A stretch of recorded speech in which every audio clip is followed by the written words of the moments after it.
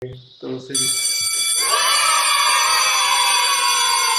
estimadas amigas y amigos, como cada miércoles vamos a tener hoy día otra sesión de este encuentro, Alma de Profe, de cara hoy día especialmente a esta decisión tan sensible, tan importante, que vamos a tomar las chilenas y los chilenos el 11 de abril próximo.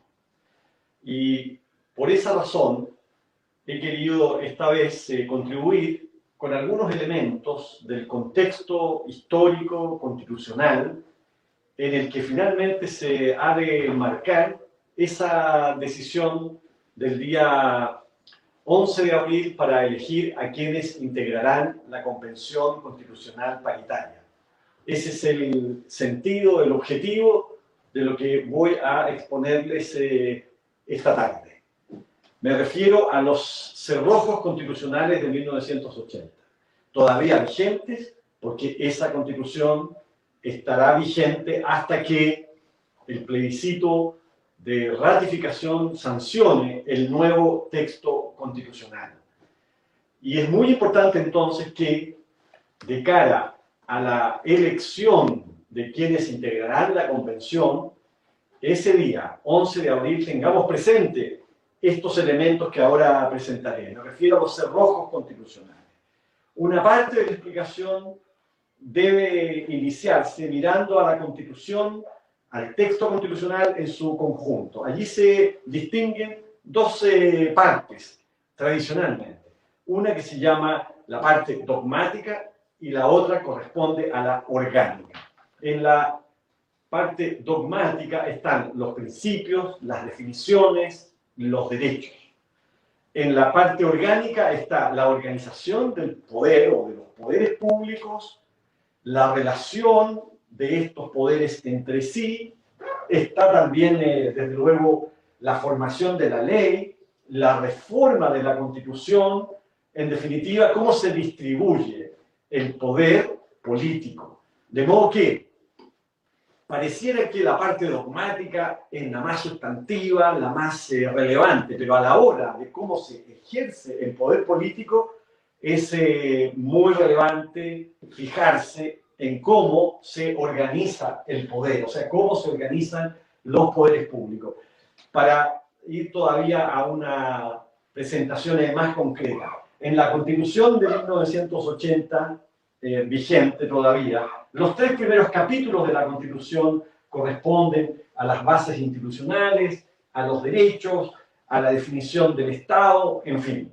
Pero donde nosotros hemos padecido esta Constitución es especialmente en lo que refiere a la organización de los poderes públicos, porque aquí están a su vez diseñados los cerrojos constitucionales, los enclaves autoritarios contra mayoritarios y ciertamente antidemocráticos que han permanecido en la Constitución de 1980. Sobre esto también sería bueno recordar que hay al menos 3 años importantes que señalar en la evolución del texto de la Constitución de 1980. Ciertamente en 1981, cuando entró en vigencia, que en realidad contiene un texto de articulado permanente que nunca entró en vigencia, porque se ponía todo ello en función del plebiscito de 1988.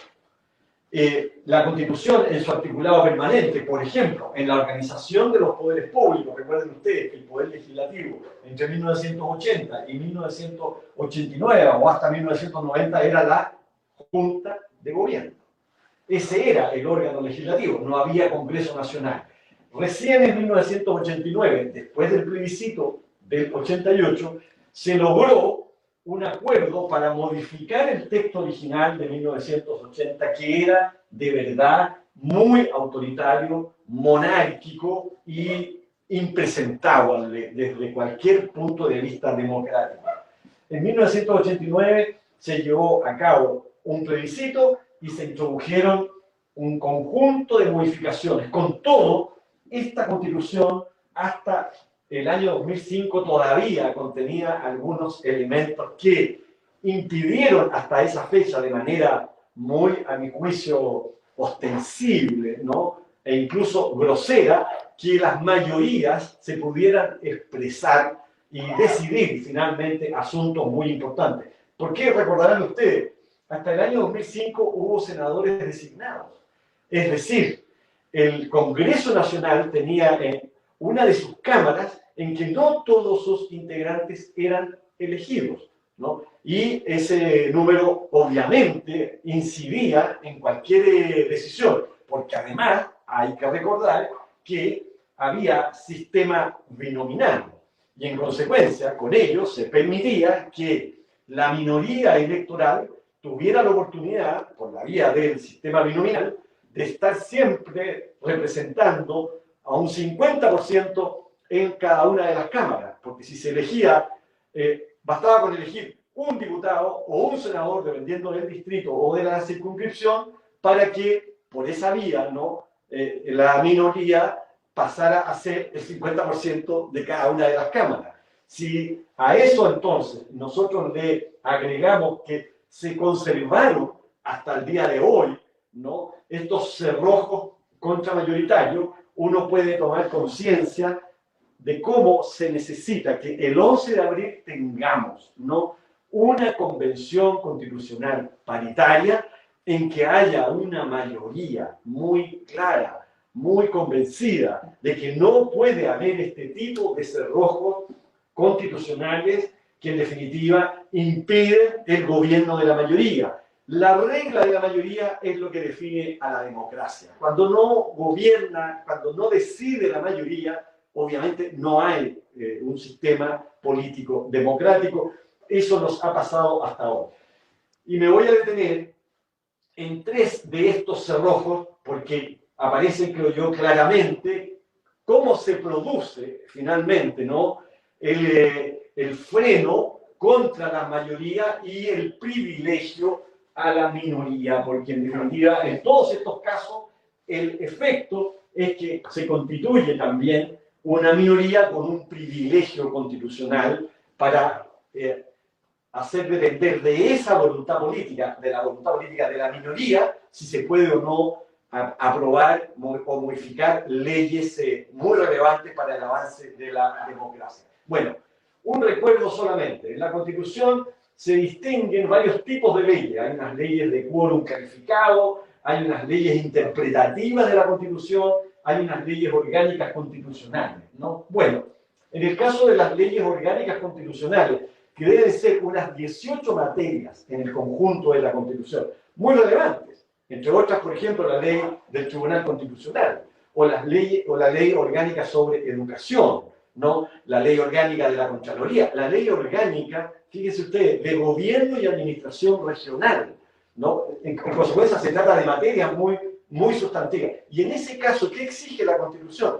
Exige que para ser aprobada o modificadas normas de leyes orgánicas ya establecidas, se necesita de los 4/7 de los diputados y senadores en ejercicio. ¿Eso a qué equivale? Equivale al 57%, ¿no? No basta con la mayoría más uno, ¿no?, la mayoría simple más uno, no, o el 50% más uno, que es el concepto de mayoría simple.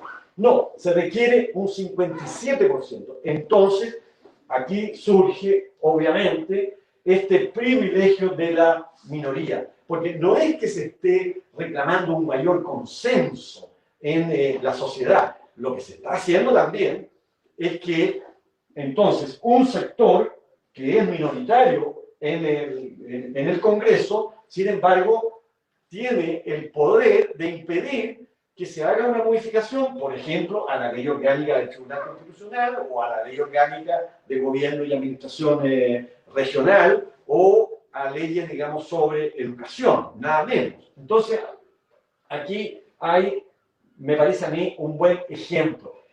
¿Y por qué estoy citando esto? Porque de cara al 11 de abril habrá que considerar que no se puede dejar, creo yo, pasar, no pueden permanecer, ¿no?, frenos constitucionales como estos. Las leyes interpretativas de la Constitución requieren 2/3, ¿no? También de senadores y diputados en ejercicio. Uno podría decir, bueno, cuando se trata de interpretar el sentido y alcance de una norma constitucional, uno puede entender de que se requiera un quórum alto, y eso está muy bien. Lo que va a ocurrir, sin embargo, es que estas leyes interpretativas, obviamente, van a también darle a la minoría con 1/3 la posibilidad de que no se pueda aprobar en un sentido democrático, por ejemplo, más igualitario, más plural, una norma constitucional, porque hay una minoría que puede, con 1/3 más 1, simplemente impedirla. Luego, la reforma constitucional, otro capítulo importante en el que queda demostrado que lo que se persigue, en definitiva, ¿no?, es elevar el quórum. En el caso, por ejemplo, de estos capítulos, el capítulo primero, el capítulo tercero sobre, por ejemplo, derechos y deberes, ese es el capítulo tercero de la Constitución, pero aquí hay uno que llama la atención, quizás más que los otros, el capítulo 15, es decir, sobre la reforma constitucional, sobre cómo se puede introducir reformas en la Constitución. Y aquí entonces también 2/3, de modo que aquí hay que advertir lo siguiente. La Constitución estableció este quórum, pero los mismos que establecieron esos quórum son los que regularon distintas materias en la propia Constitución o en distintas leyes.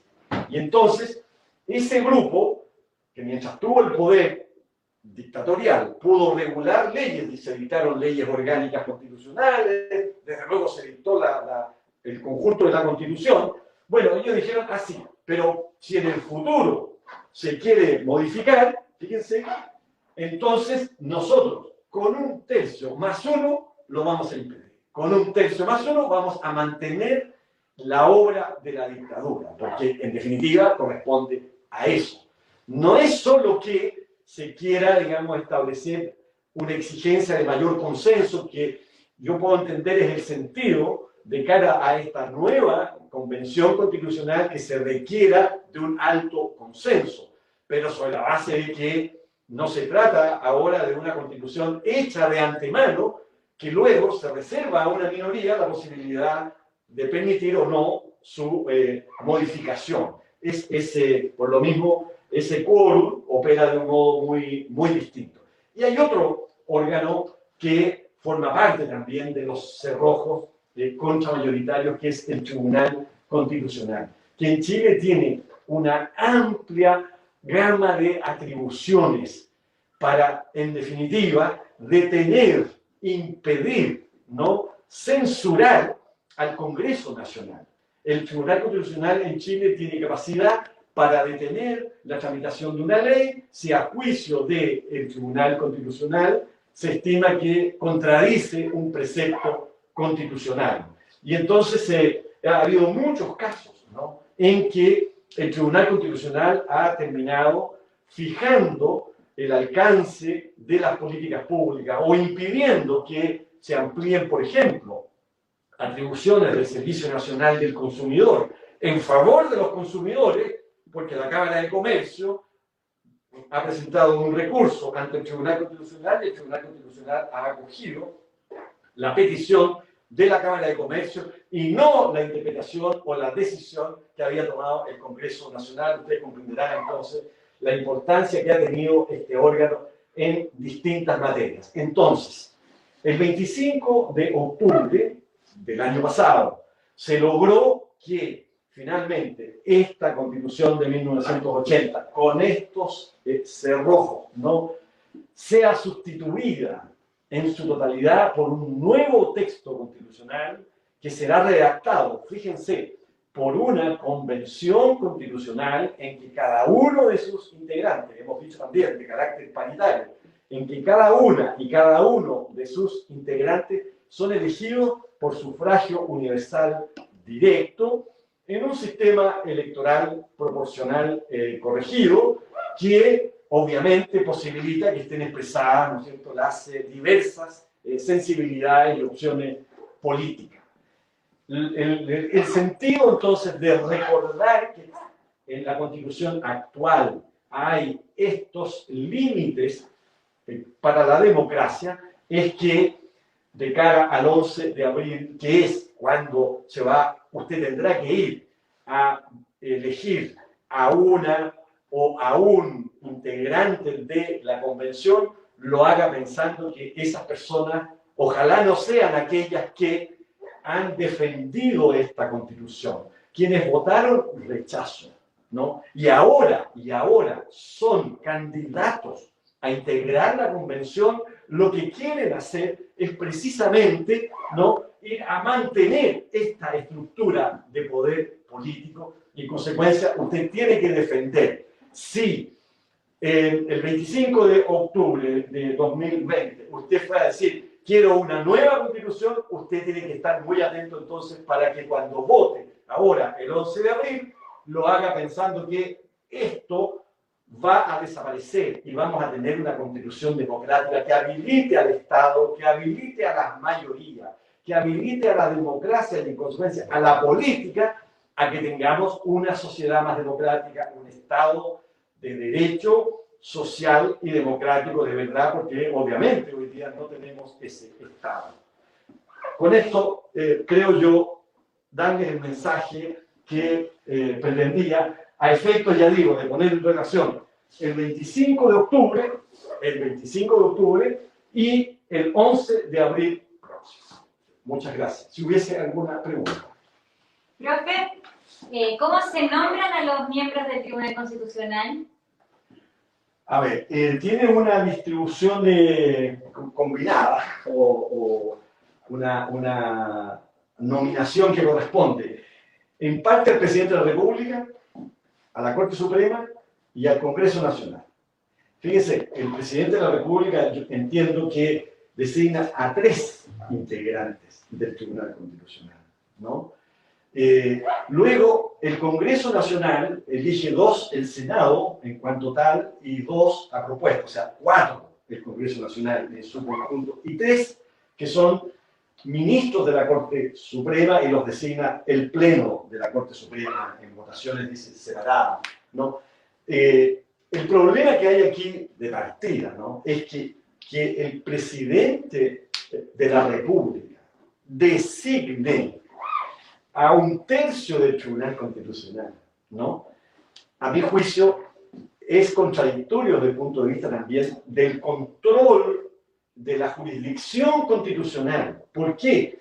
Porque precisamente quien puede tener interés en que el Tribunal Constitucional se pronuncie de una determinada manera, el Presidente de la República, ante un proyecto de ley, por ejemplo, que ha él mismo presentado ante el Congreso, que recibe, supongamos, ¿no?, una votación desfavorable, o quiere oponerse a una decisión del Congreso, ¿no? Él designa a los integrantes del tribunal. Entonces, ningún tribunal se constituye sino sobre la base de la independencia, sobre la base de un origen distinto, obviamente, al órgano que va a ser controlado, que tiene que ser controlado. Entonces, eso obviamente representa, a mi juicio, un defecto y hace que tengamos, como yo he dicho más de una vez, una democracia defectuosa, entre otras razones, por este Tribunal Constitucional, con esta integración, que además, lo más grave, es que tiene tantas atribuciones que en definitiva puede dejar sin efecto lo que decide el Congreso Nacional, es decir, toda la ciudadanía, ¿no? Hemos tenido una evolución constitucional entonces que debiera a todos hacernos pensar que el 11 de abril tenemos una gran oportunidad y estos son elementos, creo yo, del contexto que necesitamos tener presente para ese día 11 de abril. Gracias, profe. Muchas gracias. Si no hubiera otra consulta, este era el tema que queríamos tratar. Espero que les haya quedado muy claro por qué ese día, 11 de abril, usted tiene una gran responsabilidad y una gran oportunidad para la democracia en Chile.